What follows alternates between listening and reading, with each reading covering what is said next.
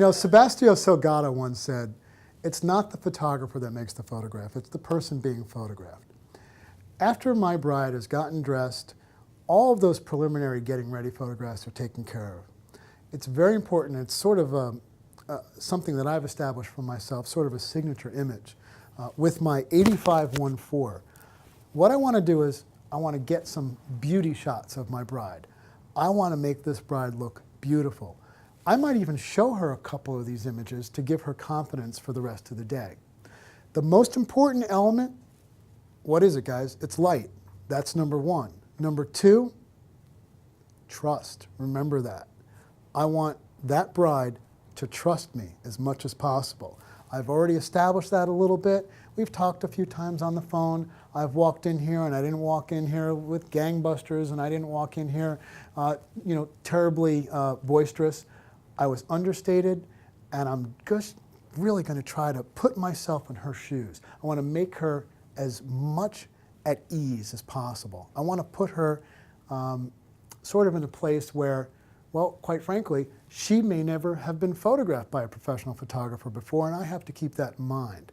So what I'm going to do right now, Michelle, I'm going to have you sit on the floor. But first what I'm going to do, because my light source is coming from this window. And again, if you noticed, all these other drapes are closed. I don't want an abundance of light. Remember, it's the quality, not the quantity. The other thing I'm thinking about is background. With an 85-1.4, really what I'm thinking about is bouquet. And that's not like bouquet of flowers. It's B-O-K-E-H.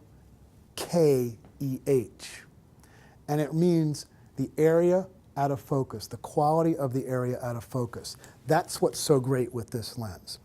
The other thing that I try to preach and I teach in all my workshops and seminars is in order to make this bride look beautiful, choose the right lens. Lens selection here is critical. I'm choosing the 85. Why? Because I think this is going to be the most flattering option. I'm not going to use a 50. I'm not going to use a 24. Can you see me using a 14 millimeter on her face? I'm going to go up to her and, 2 inches from her face and stretch it? I don't think so. So I'm going to take this 85. I'm going to do some different things. You're going to see I'm going to bob, I'm going to weave, I'm going to move, and I'm going to get different images. I'm going to come away probably with 3 or 4 different shots from a successful beauty shot, if you will. Right now I'm going to roll up this carpet because I want this parquet floor to be my bouquet rather than this distracting pattern behind my subject. I go into a lot of hotels and I'm sure they're none too thrilled when they see all the furniture move, they see the carpet all messed up. Well, at least they know I've been there. Michelle, what I'd like you to do, and I do this with each and every bride, I actually show them how to take a seat. And my preference is to have you take a seat, and I'm going to show you how to do it. Sometimes your bride is not going to want to sit on the floor. Here's an easy way to get her to sort of be a little bit more eager about it. I'll ask the bride, hey, Michelle, did you do any sports when you were younger? Are you athletic at all? Now, normally she's going to say, yeah. And then I'm going to say, are you able to take a seat on the floor? Even if she's a little bit hesitant, she's not going to want to say, I can't sit on the floor. I'm not capable of sitting on the floor. The photographs are going to look better if she's sitting on the floor. But sometimes these brides are a little bit squeamish about getting their dresses dirty, about wrinkling it, or anything of that sort. But if I ask it like that, were you athletic? Did you do any sports in high school or anything like that? Are you able to take a seat on the floor for me? And now, Michelle, your answer is supposed to be, yes, I can. So here's what I'd like you to do. I just want you to come over here. I want you to take a seat. You're going to be right in front of my window there. My window, right? It's my window, my hotel. And I just want you to, right over here for me. And I'm going to get this beautiful light on your face, and I'm going to shoot you in many different ways. So if you can, I'm going to help you down here. All right. There we go. I'm going to just have you move slightly closer. That's perfect. Good. I'm going to start off slowly, all right? Obviously, the first thing that I'm going to do is I'm going to establish a proper exposure, all right? In these, I'm going to go to manual. Why, you ask? Well, the element that's going to fill my frame is going to change each and every time, most likely, which could throw our meter off. I'm going to establish a proper exposure where my highlight is. I'm going to really expose properly for that. And then, if I'm in manual, I can continue this entire shoot, this entire situation, shooting at that same exposure value. So I've got my chair over here. I'm going to hope that I don't kill myself. And there have been times when I've stepped on chairs and I've broken them, things like that. This seems a little rickety here, but you know, I'm sure everybody's insured. So here we go. I'm going to step on this right here. Woo! Here we go. We're good, just like that. You're fine. Everybody's fine. I'm fine. We're all fine. And all I want you to do, that's it. Lean on your side there. And I just want you to just look at me just for a few. Now, remember what I talked about earlier with regard to choosing the focus point that's going to be closest to the subject that you'd like to focus upon. I'm at 1.4. That's pretty shallow. The other thing I'm at, I chose an ISO of 500. Again, not important. Cliff, what aperture did you shoot at? Cliff, what shutter speed did you shoot at? Doesn't matter. I'm wide open at 1.4. That's all you need to know. Decide what you want with regard to an exposure all by yourself. You've learned that already. If you listen to these lessons, you know that it just doesn't matter. Just get there. So, just for argument's sake, okay, I'm starting at about 400 at 1.4 at 500. I'm thinking it's going to get me in the ballpark. I've chosen a particular focus point, my highest focus point, kind of top left, if you will, because that's sort of where I want to put Michelle's eye. Good, and that's actually, my exposure is right on. I'm going to go to a 500th at 1.4 because I think it's just a little hot. Good. Michelle, you can absolutely smile for me. I'm just going to get a couple of these. That's lovely. Good. The other thing I'd like to mention, and what I forgot to mention, even before I started doing these, I'm literally going to go up to Michelle, and I'm going to take her by the hand and I'm going to say, you look amazing. I'm not going to say, damn, Michelle, you are hot. You are one fine-looking woman. I'm not going to say anything ridiculously stupid like that. I know that there's photographers that actually say, oh, you're so sexy, you're so this. There's no place for those words in any of my images. This is a bride. She's elegant. She's eloquent. And I don't want to make her look anything different than beautiful. I want her mother to look at these images, and I want her mother to say, a couple months from now, I want her to say, that's my daughter. And that's the most important thing for these particular photographs. This is the one opportunity that you have to get it right here. Make this bride look beautiful, make this bride feel beautiful, and make sure that there's a connection between the two of you, because if you don't have that trust, it ain't working. So I've already established that. I'm going to tell her how amazing she looks, and let's face it, we might have brides that aren't the most stunning. I'm working with a model here. She is stunning. But maybe the bride is a little heavy. Maybe the bride has a bad complexion. I don't care.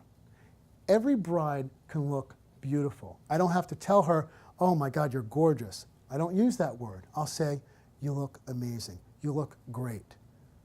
That's the way you approach it. Not you look hot, not you look sexy. Oh, these are phenomenal images. You look amazing. And I want you to feel amazing. So now that I've established some of that, I'll move my chair a little bit without killing myself.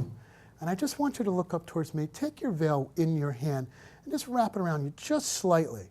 Good. And I want you to just look up right towards me. And this is a time where I'm actually going to pose. And I don't do a whole lot of posing. The way I approach my portraits of my brides and grooms is much different. It's find the best lighting situations, best compositional scenarios, and just let them interact with each other, talk to each other, walk with each other, goof around with each other.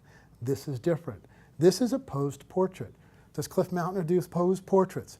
Yeah, this is a wedding. This is not photojournalism anymore. I'm here to capture the essence of my bride. That's what this photograph is about. And if I don't pose it, well, guess what? I'm not going to get it candidly. That's for sure. Good. And you can look right at me.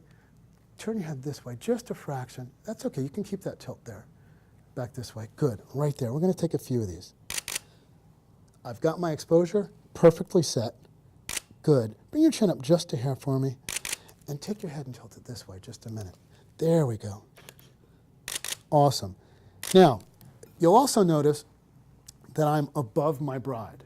There's no way I want to get down here and shoot up at my bride. It's much, much more flattering to shoot down on a woman. There's a couple of elements that are key and integral parts here. If she's overweight, you're going to make sure that you hide some of that overweight element. If she's got, well, let's say, not the best profile in the world, you're also going to compress that. That's why we use the 85. The 85 is going to be a long enough lens to compress this entire situation. So I'm going to come back here. Good. Just like that, Michelle. That looks amazing. Actually, that's perfect. Good.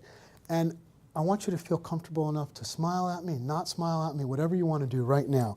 And let's just try to get a few different shots. If you notice what I'm going to do, you might see me tilt the camera here, might keep up right there. I'm going to come up. And really what I'm doing, I'm just kind of bobbing and weaving. It's almost like a boxer. I'm trying to compose it differently, putting various elements in different parts of my frame. I'll move closer, I'll move away. And what am I focusing on? Remember, I'm trying to focus right on that eye. That's what I'd like to capture here. So I'm focusing right on her right eye because it's closest to me. Good. Now, Michelle, all I want you to do right now is just look down just with your eyes, not so much with your head. See what happens? Go ahead and bring your head all the way down. I lose what I'm trying to really accomplish here. So bring your head, look right at me one more time, and I just, with your eyes, good. Bring your chin down just a fraction, and now really look down with your eyes. That's gorgeous. I'm going to try to capture just her eye there. Good. Good. That's great. That's it. You're allowed to smile, Michelle. Good. I'm going to move a little closer. And now I'm going to get more above her to really increase that shallow depth of field below. And now what I'm going to do, I'm going to show Michelle what we're doing here to give you an idea. Usually, when I show, she's really shocked. She's like, oh my God, that's me? And that's usually the reaction I get. What is that doing? That's establishing more of a trust. It's establishing the fact that, okay, she likes the picture. It gives me some comfort knowing that I'm doing something right. This right here is going to set the stage for the rest of the day. If you can make good pictures in this situation and you can earn her trust, it's going to be a great day.